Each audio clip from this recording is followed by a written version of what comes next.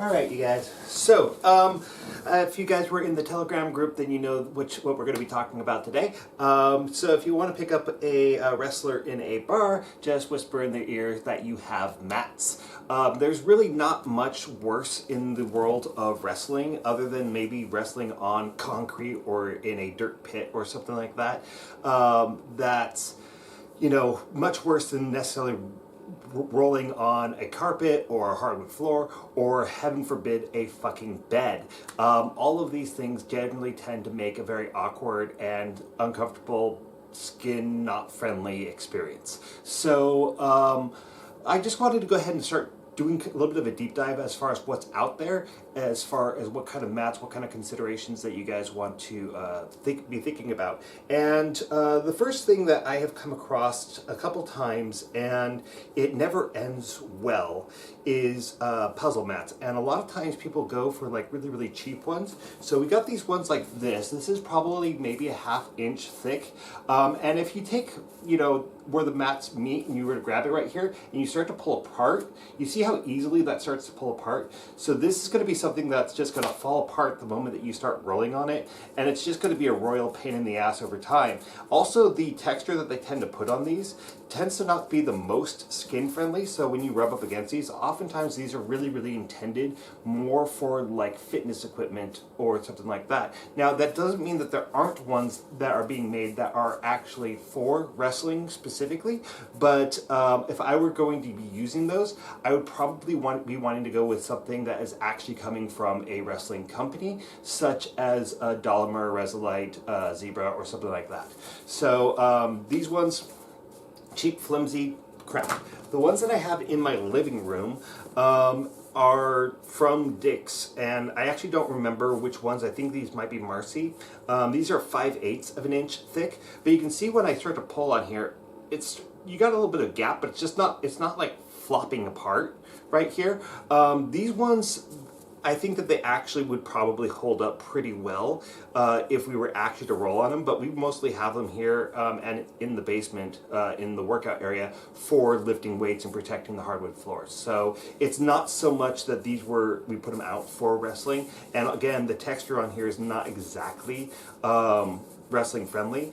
I wouldn't go with any mats that were coming from like Harbor Freight or anything like that. But the other thing is that these are 5/8 of an inch thick, and if I were to start standing and do a takedown onto these mats, it's not going to offer a whole lot of protection as far as preventing fractures or anything like that. So it's really not going to be thick enough or enough protection for general rolling. So why would I buy puzzle mats? Well, if I was traveling a lot, then I think it would be justified, or if I had an awkwardly shaped space and I needed to have the mobility of being able to have my mats actually be the shape of the room, then I think that puzzle mats would be pretty much justified. And if you do have puzzle mats that are not exactly skin friendly, you can put down a sheet or something like that on top of them. But again, when you roll on sheets or something like that, it protects your skin for carpet and things like that. But the sheets are going to bunch up, they're going to move around, and you have to keep adjusting and all that. And so it's going to really distract from your wrestling over time.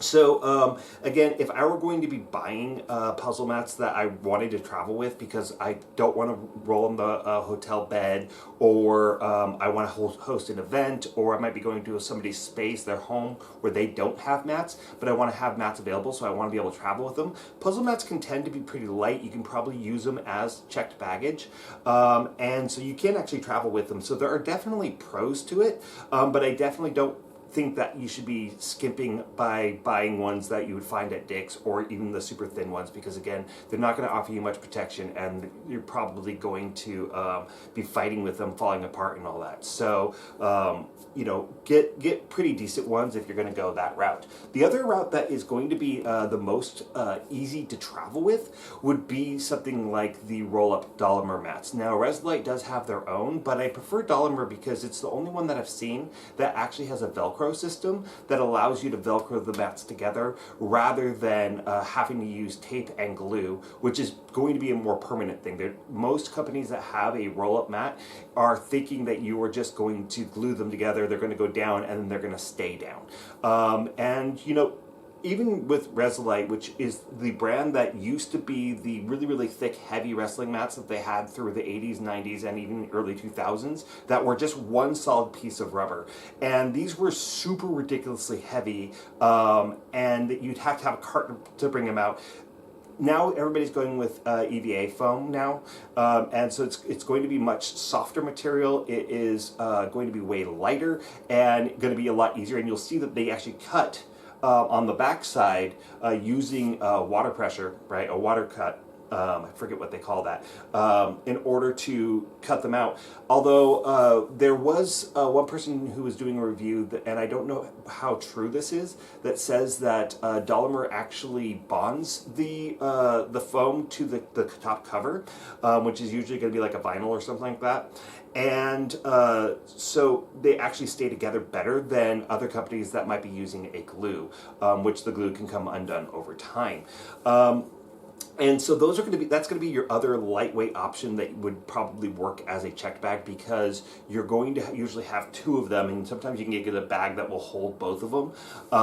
The problem with it is that, you know, do you have a big enough space? So unlike puzzle mats where you can use however many puzzle mats that you have to determine how big the space is, and if you have leftover mats, you have leftover mats, who cares? But with roll-up mats, you're going to be pretty limited to how much space you're going to be using. So if you're planning on using them as a travel mat, I might say to go for something smaller, like an 8x8 mat, so that, which would actually be like two 4x8 mats that roll up.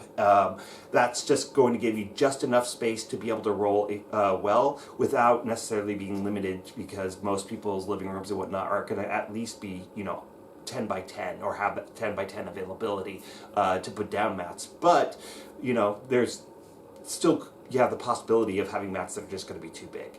And so, you know, there are pros and cons to it. Again, for being able to adapt to your space, your puzzle mats are probably going to be your best option, whereas roll-up mats are going to be a little bit more limiting. However, you're going to have better, less problematic mats if you go with the roll-up option.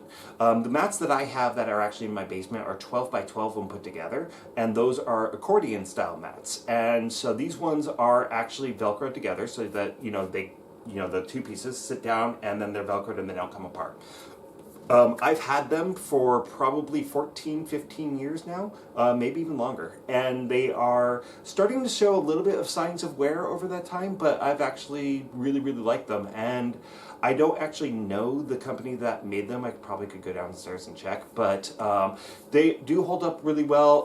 The issues with them, and there's going to be the same issue with you know, your puzzle mats and things like that, is that because they are folded up, you have these seams, right, where sweat and bacteria can collect, and so there's going to be more of a risk of a staph infection if you don't actually clean them.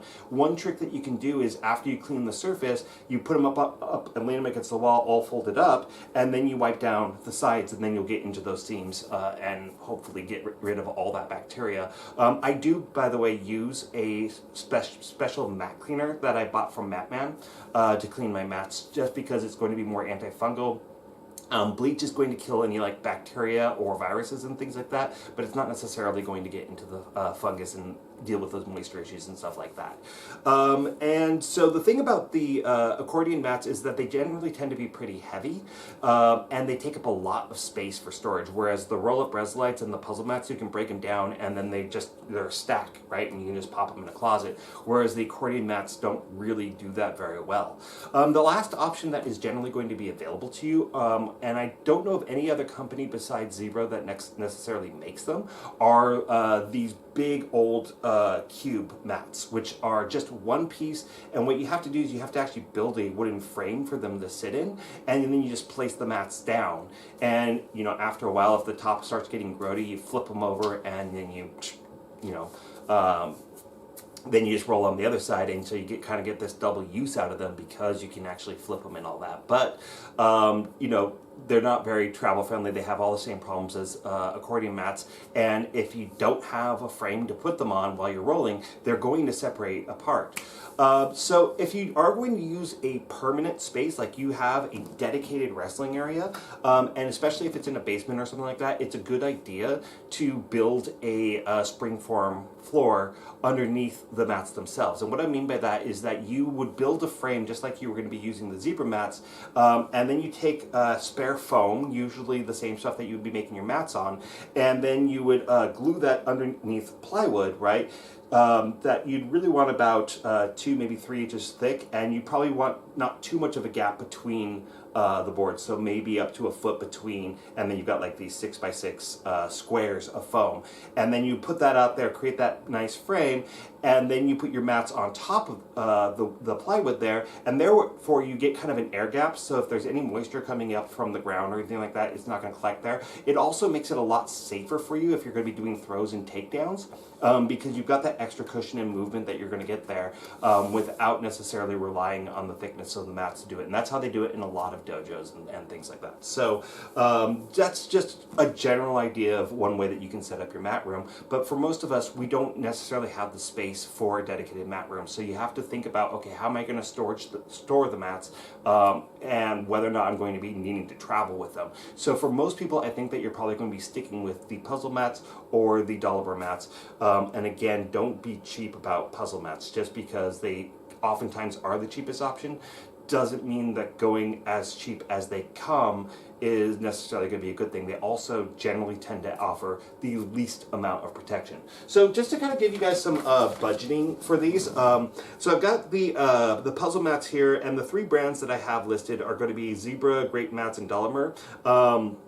And there's kind of inconsistencies as far as like the sales on these, but they're on average about 1.5 inches thick, other than Doliber, which is only 1 inch, to 1 5/8. Again, that's going to be thicker than either of the mats that I showed you over here, so they're probably not likely to come apart, and oftentimes they will have the texture on the top. Now you do have 2 texture options with any types of these mats. Maybe not the so much the accordion mats or the large slab mats. Those are going to usually be pretty smooth, but the 2 textures that you're going to get are either going to be tatami or what's going to be considered smooth, which is more of like a leather texture. That's going to be more like a garment leather rather than like a latigo, which is usually going to be smooth. It's got a lot of that like crinkliness and whatnot. So it's not going to be necessarily slippery if you go with the smooth ones. I tend to find that the tatami type mats tend to be less skin friendly, but I think that's going to be one of those things that people are going to debate, and they're going to be like, no, I've never had problems with the tatami mats. They're going to be more of that grassy old school style, and I think they're going to be more beneficial to people who are doing like more kickboxing and that type of thing rather than necessarily grappling. So for the puzzle mats, your Zebra mats, they come in 40 inches by 40 inches for the total thing, and they're about $200 for what is just under 4 feet by 4 feet. So you might have to get more than one set. If like you'll probably have to get 4 sets, so you're really looking at about $800 to get a decent size for rolling on. Whereas the Great Mats, those are in 2x2 squares, and to get an 8x8 space, it's about $200. So Great Mats is going to be a little bit cheaper for you. For the 4x4, which are larger pieces, so they're going to come apart less easily, but are going to be less mobile, right?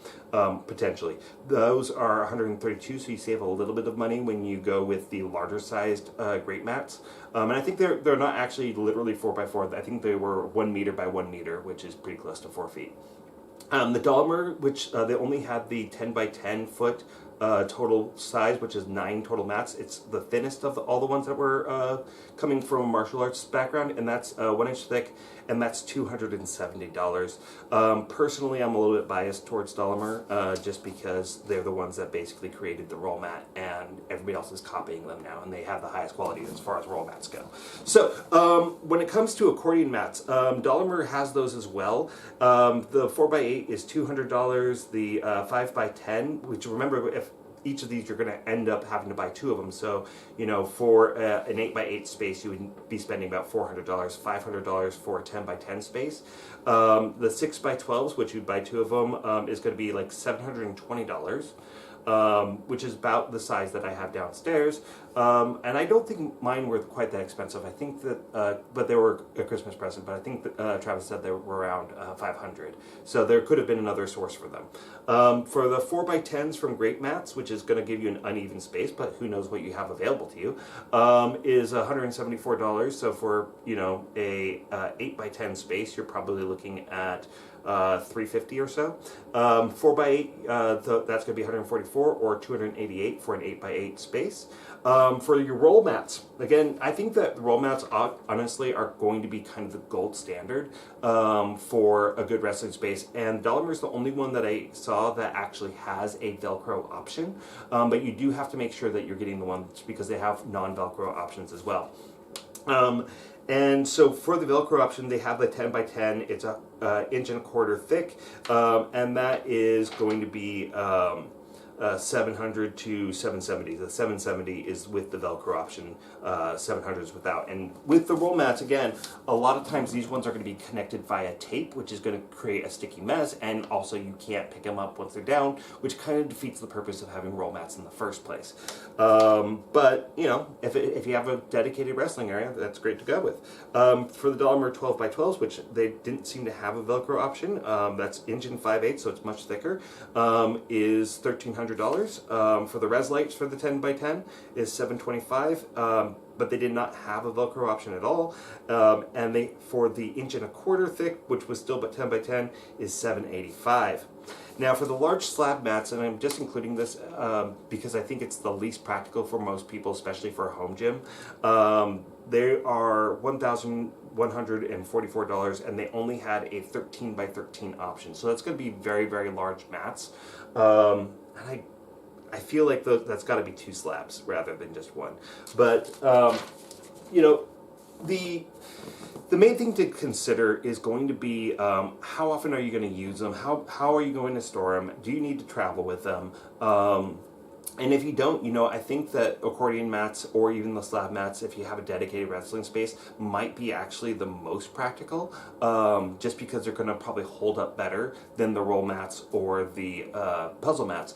But if you are going to travel with them or you need to be able to pick them up and store them on a regular basis, then I would probably go with puzzle mats or roll mats. And again, I don't think that going with super cheap brands is necessarily a great idea, considering that the bonding can come undone. Maybe the mats can become more compacted over time.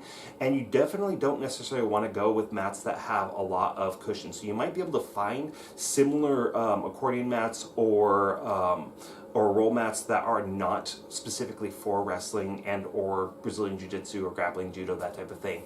And oftentimes, like if they're for gymnastics or things like that, they're going to be a lot squishier. And so when you do that, it's going to be harder for you to stabilize on. It's going to take a lot more energy to move, and it's not going to be as practical for rolling. So you actually want something that has some density to it. If you are going to be throwing people or doing takedowns or things like that, you would do well to actually consider making a subfloor in order to make sure that we are decelerating, taking more time to decelerate when we make impact so that we can reduce the risk of injury. So that's what I got for you guys on mats. Let me know if you have any questions. I know that this is not the most conclusive review because you can't, unlike wrestling singlets where I have, 30 singlets in my collection, when it comes to mats, I have 2 types of puzzle mats in my house that are not ones that I would recommend necessarily for wrestling, and then I've got my accordion mats. So it's as far as my first-hand, long-term, overtime experience goes, it's very limited. I do know that, when it came to the super thin mats that are basically a joke, when I have gone to people's places and rolled with them, they were always a pain in the ass. For the roll-up Delamers, I've never had a bad experience with them. For the old school heavy Reslite mats that were like the thick rubber that did not have the cuts in the back, those ones are heavy and hard to move and hard to store, and they don't tend to like to lie flat once they've been rolled out. Whereas the newer Dollamers and whatnot, they tend to actually lie flat enough. Whereas the old school's like definitely curled up, and I would be afraid of how well that they last over time. They can also get stinky a lot faster than some of the newer stuff. So those are my thoughts, guys. I'm sorry that I can't sound like more of an expert on this particular subject. And I have used those zebra mats. The jiu-jitsu school I was in Maine were those. My jiu-jitsu school here in Seattle, Northwest Jiu-Jitsu Academy, used the roll-up Dollamers. So I have used them for both, and I never had a problem with them, honestly. So, there are bad mats. I wouldn't buy mats off of Amazon, especially since Amazon's quality for absolutely everything is declining. And there's a lot going into that. I don't need to go into that, but yeah, so that's what I have to say on mats. I hope you guys found this helpful. Let me know if you have any questions. I'll do my best to answer them.